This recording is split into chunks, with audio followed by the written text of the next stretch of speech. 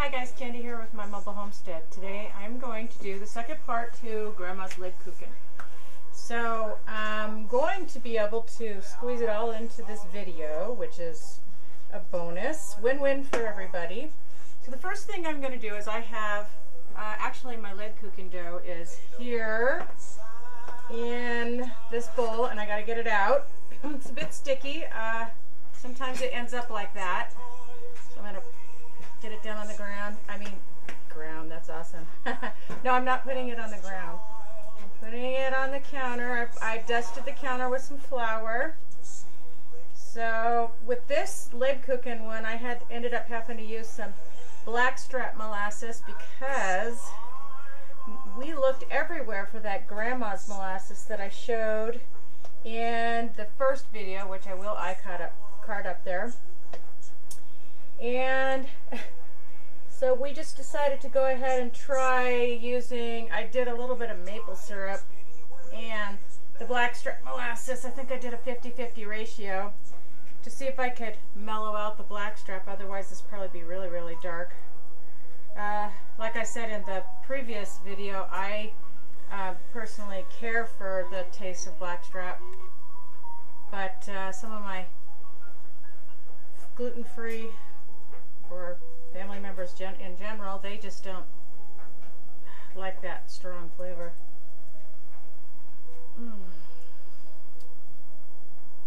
Okay, so that's what I'm going to do for now. It looks like it's pretty much in there, and I just don't want to mess with it.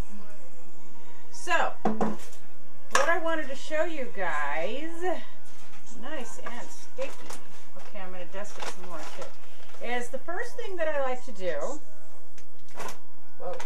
is I like to put this into logs so that I can put it in the refrigerator and it will harden. So I am cutting it up. I'm going to try, and this one is a half a batch because Lebkuchen's a bit more expensive to make, and there's only a couple of us that eat gluten-free. Did I say? Yeah. I said Lebkuchen because that's what I meant. Alright, so in this one here, I'm going to end up possibly, I'm going to try not to because it's gluten-free, and gluten-free you just do not want to over-add on the flour.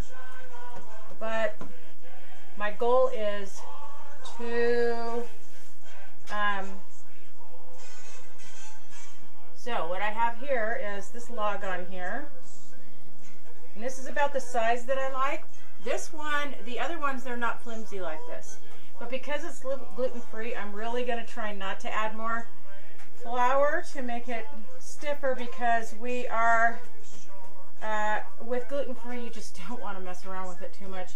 It can really compromise the density integrity. So, I knew I forgot something. Sorry about this. Ah, here it is. So what I like to do after I roll it into a log like this is the thing where I I simplified it compared to the way my grandmother did it, where she rolled it out and all that stuff, which I mentioned in the first video. I'm lazy, guys. I like to make it easy. So I just roll it up, and sadly this doesn't stick the greatest. And I'm just going to make, mainly my main concern is not trying to keep it any shape or form or whatever. It's just trying to keep it protected while it's inside the refrigerator. And because of it's so flexible, I'm going to go ahead and store it on here because my refrigerator has like grooves on the bottom shelf. So then I'm going to go ahead and do up this last one real quick. It will be real quick for this, fortunately. And then we'll move on to the next step. This is very, very quick. That's good.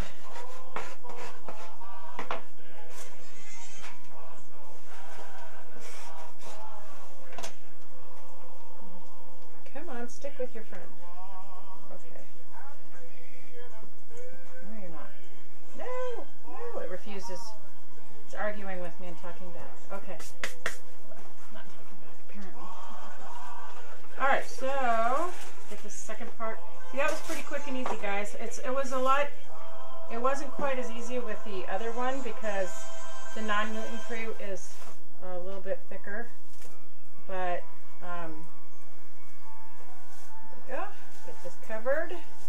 Get this bad boy into the refrigerator. And then move on to the next step. So, what I have here is 2 logs. And we'll go from there. Okay, hold on a minute while I run and grab the others.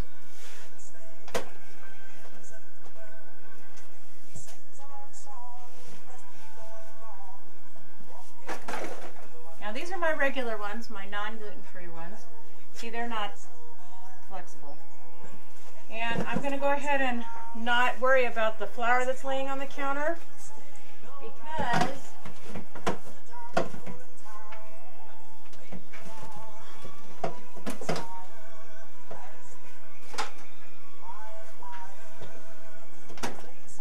it is gluten-free flour and it's not going to hurt it. So, the next step, I have my oven preheated. And the next step now is to get these sliced. So I'm going to show you that. And we'll move forward. Come on. See, it sticks, but it's not too bad. I'm trying not to add extra flour even with these because I just want them not to be too hard. Keep their softness. So it's pretty stiff. I have this good serrated knife right here. And I'm just going to slice. And the first one's not going to be too pretty. Lay it on my cookie sheet. About 1/4 inch thick is what I want. See? There we go. Looks okay. So, and I'm going to get all these onto my cookie sheet. Once they're on my cookie sheet, see, this one turned out really nice. They do lose their shape a tiny bit, and you can reshape them. And I kind of tap the end before I go in because I want it to, keep its shape. But when I go to cut it, okay. So here we go. I have these all laid. Oh, is there a Sasquatch behind me? Alright guys, so what I'm going to do is I'm going to stick this in the oven for 12 to 15 minutes at a 350-degree oven. You do not want to go over that 15 minutes because, and these cookies they'll come out soft, and they might seem like they're a little gooey in the middle. That's the molasses and the honey. You do not want to over bake them or they become very hard, and then you have to soften them with, well, I use bread, and there is a way to soften them. I will show you in another video. So what I'm going to do is I'm going to get these cut, get them in the oven, and then I will show you what we came up with, and that'll be that. So, see you in a minute. Okay guys, I think we're down to the final step here. What I have is these. See, and you can tell that they're done. I'm going to show you one of these. They're flexible, they're soft, but you can tell that they're done because they're not dark. Like the molasses and honey, they would still be dark in the middle and stuff, but these are definitely done. And when you pull them off, I use a hard spatula to get them off, not a plastic spatula. It doesn't really make sure that you get it all. See, it's really soft, but this is definitely done. And I'm telling you, after these guys, because the reason for all of this, yes, I know it's definitely a process, but they are very, very delicious. My family, my kids, the picky ones, like the other one right here, is definitely loves these cookies. So,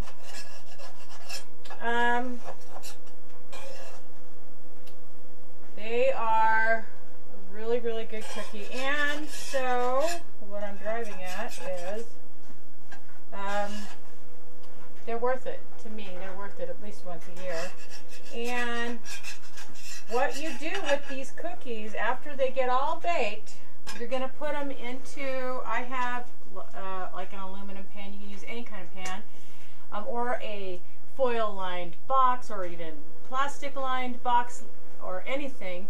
And what you do is you put them inside, and do not stack them on top of each other. You want to put plastic or foil or something in between each, layer, and then you put them away for a couple weeks to a month. And this is what allows the spices to set in. So they sit for a couple days inside the refrigerator, and then they're going to sit for a week or 2 weeks or more after they're baked. So I think that's about it. I hope I've covered everything. These are wonderful cookies, and I think if you have any questions, don't hesitate to comment below. They're worth giving it a try. So talk to you later. God bless. Love you guys.